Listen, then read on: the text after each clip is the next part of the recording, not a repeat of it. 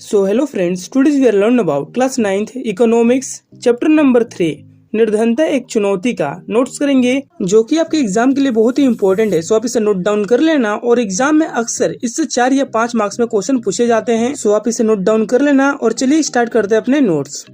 सो इस चैप्टर का पहला टॉपिक है हमारा निर्धनता और चैप्टर भी है निर्धनता एक चुनौती।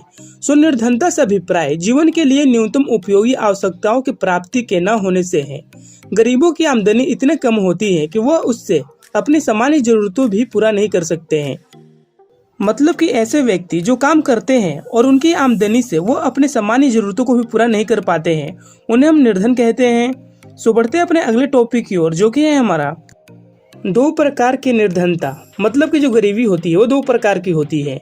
पहला होता है शहरी निर्धनता और दूसरा होता है ग्रामीण निर्धनता, जिसके बारे में बात करने वाले हैं पॉइंट टू पॉइंट। सो पहले बात करते हैं हम शहरी निर्धनता के बारे में। सो शहरी निर्धनता जिसमें शहरी क्षेत्र में निर्धन लोगों में रिक्शा चालक, मोची, फेरी वाले, निम्न मजदूर पाने वाले श्रमिक इत्यादि आते हैं। उनके पास भौतिक परिसंपत्ति नहीं होती है और वो अक्सर झुग्गी व मलिक बस्तियों में रहते हैं।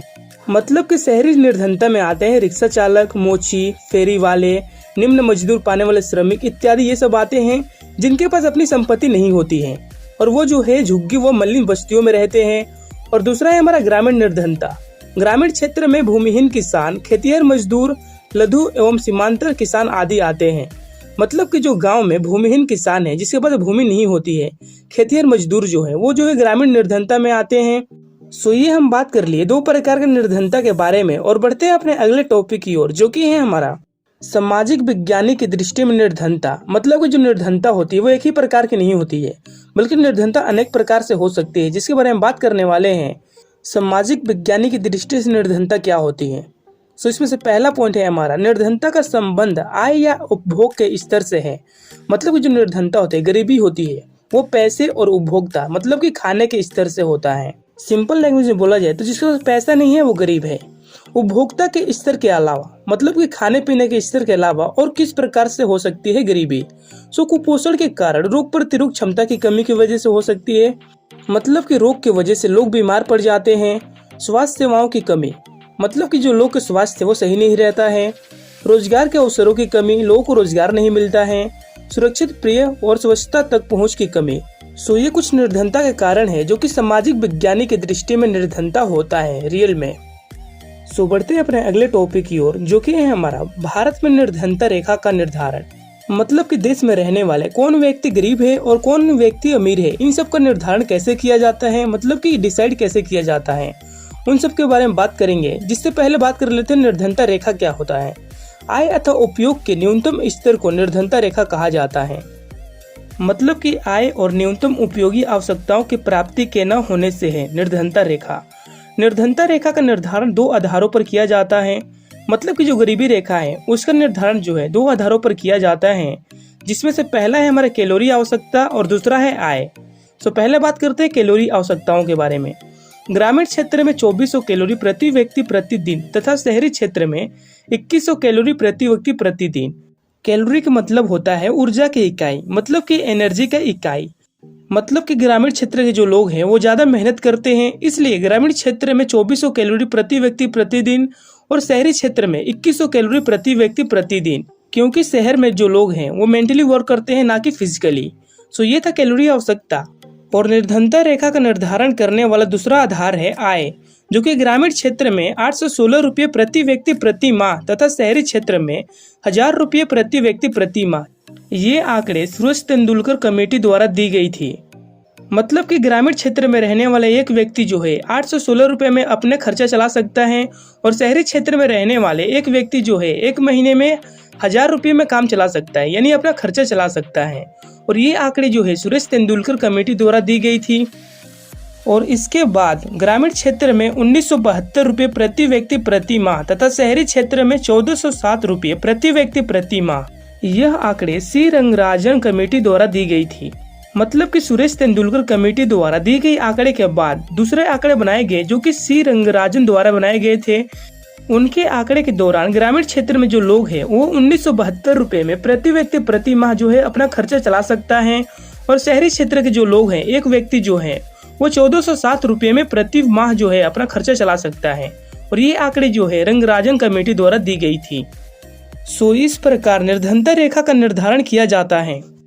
सो बढ़ते हैं अपने अगले टॉपिक की ओर, जो कि है हमारा असुरक्षित समूह। मतलब कि जो भारत के अंदर रहकर भी अपने आप को असुरक्षित समझते हैं, उन सब के बारे में बात करने वाले हैं। जैसे कि अनुसूचित जातियां और अनुसूचित जनजातियां, ग्रामीण श्रमिकों के परिवार, नगरीय अनियमित मजदूर परिवार आदि निर्धनता रेखा के प्रति सर्वाधिक असुरक्षित महसूस करते हैं। ये सब जातियां और लोग जो है असुरक्षित समूह में आते हैं। सो बढ़ते हैं अपने अगले टॉपिक की ओर, जो कि है हमारा अंतरराज्य असमानताएं।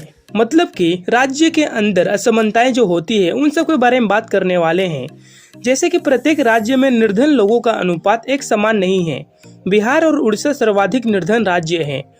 मतलब कि हर राज्य में जो निर्धन लोगों का अनुपात है वो एक समान नहीं होता है। मतलब कि हर राज्य में निर्धन लोग जो है एक समान नहीं होते हैं। जैसे कि देखा जाए, बिहार और उड़ीसा सर्वाधिक निर्धन राज्य हैं। मतलब कि जो बिहार और उड़ीसा है पूरे देश में, ये दो राज्य ऐसे हैं जो कि सबसे ज्यादा गरीब राज्य हैं। सो बढ़ते हैं अपने अगले टॉपिक की ओर, जो कि है हमारा वैश्विक निर्धनता परिदृश्य। मतलब कि पूरे विश्व में जो निर्धनता है उन सबको कैसे आकलन किया जाता है। सो विश्व बैंक की परिभाषा के अनुसार परिदृश्य 1.19 यूएसए डॉलर से कम पर जीवित निर्वाह करने वाले निर्धन हैं। मतलब कि विश्व बैंक के अनुसार एक व्यक्ति के लिए प्रतिदिन 1.19 यूएसए डॉलर से कम पर जीवन निर्वाह जो व्यक्ति कर रहा है वो निर्धन है। मतलब कि ऐसे व्यक्ति जो डेली 1.90 यूएसए डॉलर से भी कम पर जीवन निर्वाह करता है वो व्यक्ति जो है निर्धन है विश्व बैंक के अनुसार। सो बढ़ते हैं अपने अगले टॉपिक की ओर, जो कि है हमारा निर्धनता के कारण। मतलब कि गरीबी का क्या कारण है, गरीबी के कारण क्या होता है। सो इसमें से पहला है ब्रिटेन उपनिवेशिक शासन के दौरान आर्थिक विकास का निम्न। मतलब कि जब ब्रिटिश शासन था उसके दौरान आर्थिक विकास नहीं हुआ, उसकी वजह से निर्धनता है। उच्च जनसंख्या वृद्धि। मतलब कि देश के अंदर अधिक जनसंख्या से है। भूमि और अन्य संसाधनों का असमान वितरण। जो भूमि है और जो अन्य संसाधन है उनका असमान वितरण से है। सामाजिक एवं सांस्कृतिक कारण। सो ये कुछ इंपॉर्टेंट पॉइंट है जो कि निर्धनता के कारण है। सो बढ़ते हैं अपने अगले टॉपिक की ओर, जो कि है हमारा राष्ट्रीय प्रतिदर्शक सर्वेक्षण संगठन। मतलब कि एक ऐसे संगठन होता है जो कि निर्धनता रेखा का आकलन करता है।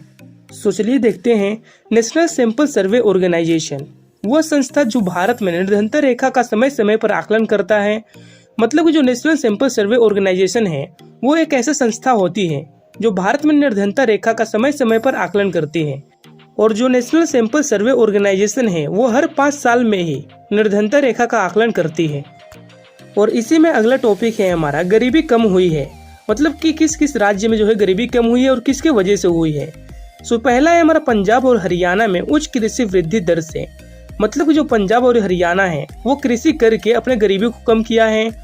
और दूसरा है केरल, जो कि मानव संसाधनों पर ज्यादा ध्यान देकर निर्धनता को कम किया है। मतलब कि जो केरल है वो मानव संसाधनों पर ध्यान देकर गरीबी को कम किया है।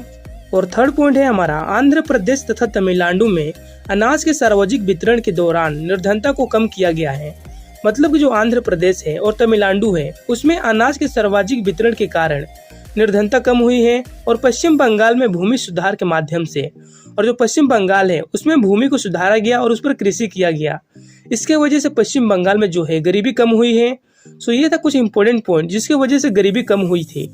सो बढ़ते हैं अपने अगले टॉपिक की ओर, जो कि है हमारा महात्मा गांधी राष्ट्रीय ग्रामीण रोजगार गारंटी अधिनियम 2005।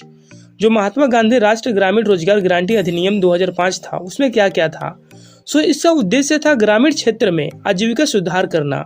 मतलब कि इस अधिनियम का उद्देश्य था कि ग्रामीण क्षेत्र में जो आजीविका है उनका सुरक्षा करना और साल में कम से कम 100 दिनों के लिए रोजगार की गारंटी। मतलब कि जो गांव में लोग हैं उनको साल में कम से कम 100 दिनों तक रोजगार मिले, इसकी गारंटी। और तीसरा पॉइंट 1/3 रोजगार महिलाओं के लिए सुरक्षित। जो 1/3 रोजगार है वो महिलाओं के लिए सुरक्षित रखा जाए। जैसे कि इस अधिनियम के दौरान मान लो कि 100 लोगों का रोजगार मिलने वाला है तो इसमें से 1/3 मतलब कि 25 सीट जो है महिलाओं को मिलेगा। और फोर्थ पॉइंट है आवेदन के 15 दिन के अंदर अगर रोजगार नहीं उपलब्ध कराया जाता तो बेरोजगारी भत्ते का हकदार होगा। मतलब कि अगर कोई व्यक्ति आवेदन किया नौकरी के लिए और इसके 15 दिन के अंदर अगर रोजगार उन्हें उपलब्ध नहीं कराया गया तो उनको रोजगारी भत्ते दिया जाएगा। मतलब कि इसमें जो है कुछ पैसे दिए जाते हैं जिसे हम भत्ते बोलते हैं। सो ये था महात्मा गांधी राष्ट्रीय ग्रामीण रोजगार गारंटी अधिनियम 2005 जिसके बारे में हमने बात कर लिया। और बढ़ते हैं अपने अगले टॉपिक की ओर, जो कि है हमारा प्रधानमंत्री रोजगार योजना। जो प्रधानमंत्री रोजगार योजना था उसके अंतर्गत क्या हुआ था उसके बारे में बात करने वाले हैं। 1993 में प्रारंभ जो प्रधानमंत्री रोजगार योजना था वो 1993 में प्रारंभ किया गया था, मतलब कि स्टार्ट किया गया था, यानी कि लागू किया गया था। और इसका उद्देश्य था ग्रामीण और छोटे शहर में शिक्षित बेरोजगारी युवाओं के लिए स्वरोजगार के अवसर का सृजन। मतलब कि प्रधानमंत्री रोजगार योजना का उद्देश्य था कि गांवों में और छोटे शहरों में जो शिक्षित और बेरोजगार युवा हैं उनके लिए रोजगार सृजन करना, मतलब कि उनको उनके नॉलेज के हिसाब से रोजगार देना और लघु व्यवसाय और उद्योग स्थापित करने में सहायता करना। मतलब कि जो व्यक्ति अपना उद्योग स्थापित करना चाहता है उसमें सहायता करना। मतलब कि जो प्रधानमंत्री रोजगार योजना था उसके दौरान कोई व्यक्ति अगर उद्योग स्थापित करना चाहता है तो उसमें जो है सरकार उसका सहायता करेगी। ये था प्रधानमंत्री रोजगार योजना, जिसका टॉपिक हमारा यहीं पर खत्म होता है और चैप्टर भी यहीं पर खत्म होता है। और चैनल पर नए हो सब्सक्राइब कर लेना और वीडियो को लाइक कर लेना। And thank you so much for watching my video and bye bye.